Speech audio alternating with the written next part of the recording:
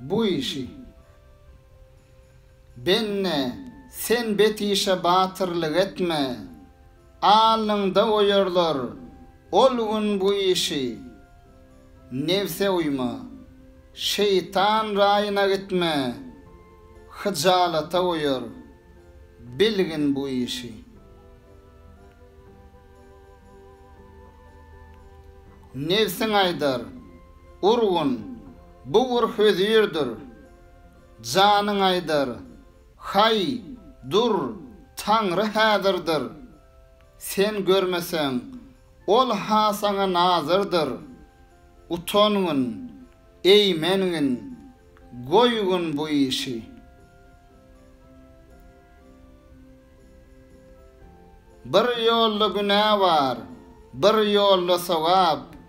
Arasatta senden isterler cevap.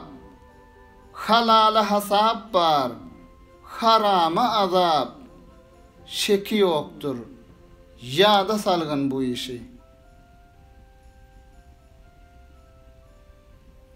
Ömrün geçip baran, yazdır bir saat.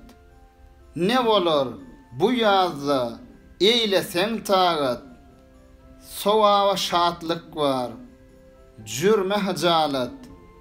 Boynuna almağın, gelgin bu işi.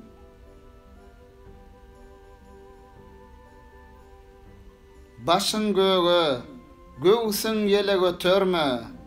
Köңlüňe gorkuyny çala getirme. Yürekde yok sözü dile getirme. İhlas kulağını çalgın bu işi.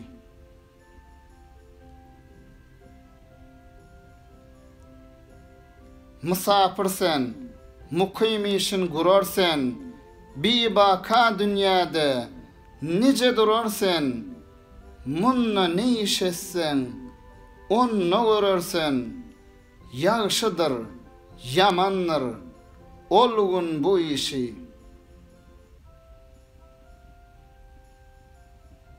Şeytan aydar, şirin iştir, ağda koy, Rahman aydar, nefsumydun üze koy, mağtım olu, tur, golunu köde koy.